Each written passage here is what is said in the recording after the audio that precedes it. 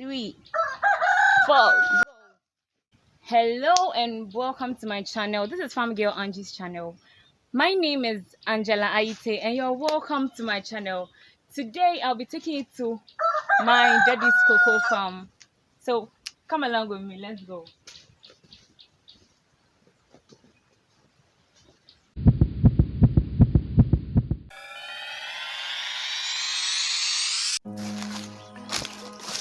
So as you can see, I'm right in front of the cocoa farm. It goes this way. So before we get into the farm itself, that is the cocoa farm itself, kindly comment down below what are the uses of cocoa pods in Ghana, in the world, everywhere. What are the uses? So comment down below. I'll be expecting your comments.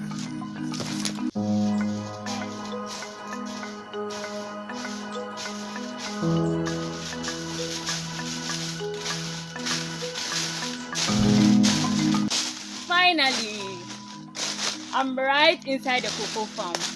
So today I'm going to talk. So bear with me. Yes, I'm going to talk a lot about these cocoa trees over here. The land is about approximately 25 acres. The land occupied by the cocoa, is approximately 25 acres. So I'm going to talk about how these trees came about over here. Were they here before? How many years? How long have they been here? How many bags we get from them? When did they start producing? Did we plant them ourselves? How do we sell them off and all that? So just let me get right into it. So I think I'm going to have to bring this closer. Yeah, so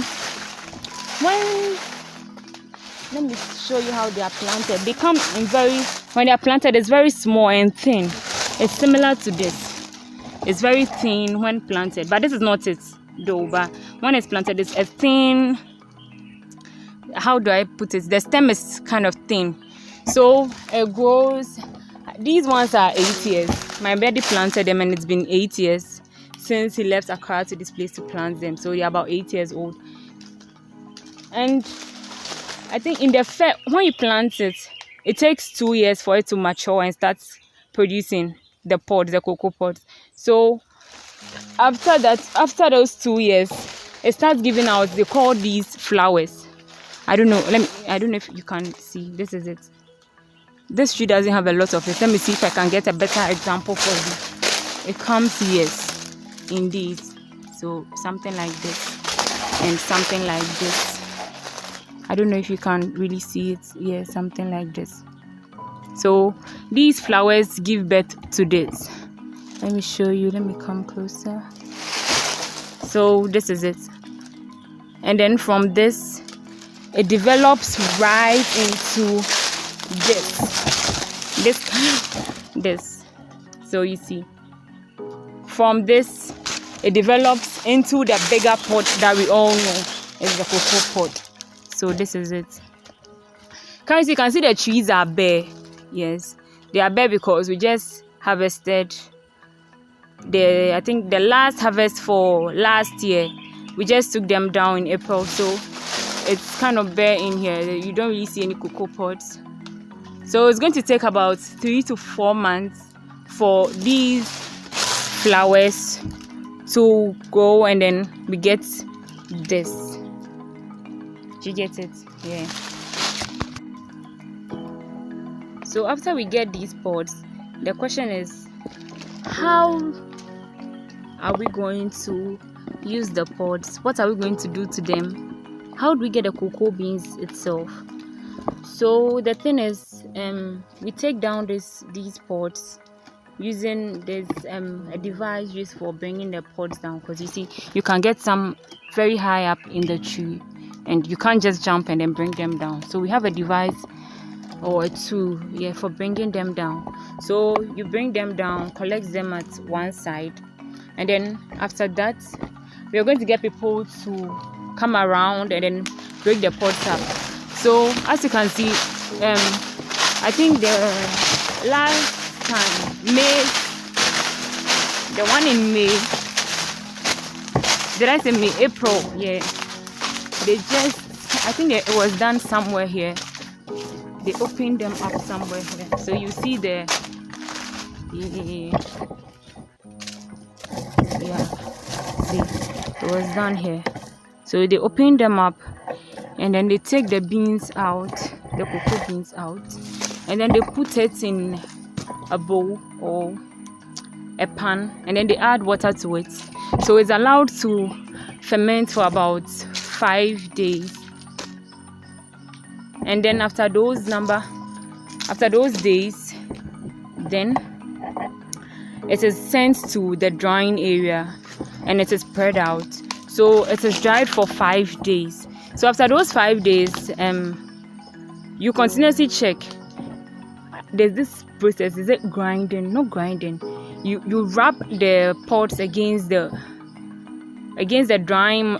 I don't know if it's not here. So, but one of these days I'm going to come around, take you through the whole process. Yeah. So that is when after 4 months, yes, the pots are going to come. They are going to harvest. So I'll take you through the whole process, and then yeah, you're going to get to know what it really is, what the process is really about, and then you get to know more. So remember that I said the pots have been taken down, but looking at this tree, you see that is not the case for it.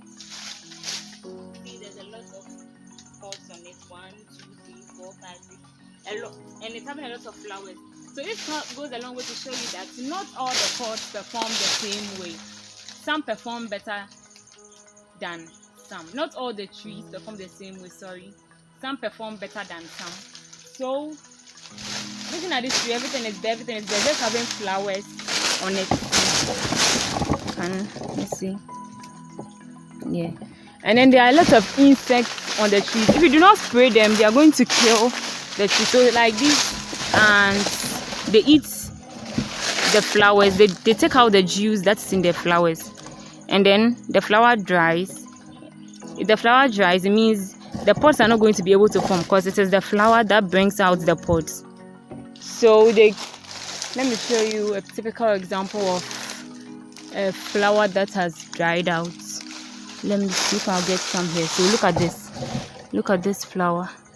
You see it has turned brown. The insect suck out the juice from it, and then it has no choice than to die off. So that's what. So you use there's a chemical for spraying it that will take down all the insects. And there's this deadly one. I don't really remember its name currently. I don't know the English name, but I know its local name. So I'll insert it in the video when I remember it later on. So I'll show you what that insect does. It's very deadly. It destroys the cocoa pod, and if you get a lot of that in your farm, you're not going to harvest anything. So look at these 2 pods right here. Do you see what has happened to them? They are no longer green, they are black. Do you see it? So that insect it creates holes on the pod. You see, it creates holes on the pod, and then it eats everything inside. So the pod has no chance of survival. It just dies out. It dries out, and then that is it. So look at this pod. Look at this. You see, look at this one. Look at those 2 up there. They've all dried out. So that is the work of that insect. When they get, so you see, this whole tree, everything on it is almost dead. Because you see, when it gets on the tree, it destroys everything on the tree. So I'm sure you're going to wonder, look at this. The stem of this tree is very thin, but look at this. It's very giant. It's just one tree, but see how it is. So I'm going to tell you why this is kind of giant like. I think I can even sit on this tree. It's very big. I really like it. It was planted by my grandfather. He started this farm. So after he died and everything, most of the cocoa trees died. They died. So the ones remaining are the big ones like this. very thick. I think I can actually stand in between it. I can go on it. So they are very, very big. You know that over here, right here in Ghana, cocoa pods, everything about it is totally for the government. And by that I mean, when these pods come out, they are no longer for the farmer. You cannot use it for anything you want. You can't sell it to another person for use, and then you can't use it on your own. So assuming I want to open a chocolate factory or any factory that uses cocoa for its work, I can't use, zero. No, everything is supposed to go to the government. So right after the pods come out and then they arrive, you harvest, and then it is set. You sell it off to the government, and then the farmer, you get your money. So there's no way I can use my pods or a fellow farmer's pods for my own personal use. Cocoa is a cash crop in Ghana and generates a lot of revenue for the government. And then the farmer gets his own money from selling off the beans. And another thing, do you know these pods? The outside, this hard section, it doesn't go to waste. People collect them and use them for making soap. What's it? This soap? Alatasamina. So if you don't know this soap, I'm going to insert a picture of the soap right there. I know some of you have never used this soap to bath, but it's very, very good, like for your skin. It treats a lot of skin problems. Yes. So this doesn't go to total waste. This hard section. If you're not from Ghana and from any part of the world, kindly comment down below if cocoa is a cash crop in your country and what you use it for in your country. Are you allowed to use it for your own business right there in your country, or you have to sell it off to the government? Let us know in the comment section. If you have got up to this very point, please don't forget to give this video a thumbs up by liking, comment down below anything that you want, and subscribe to this channel for more, because there's more coming up. See you next time. Bye.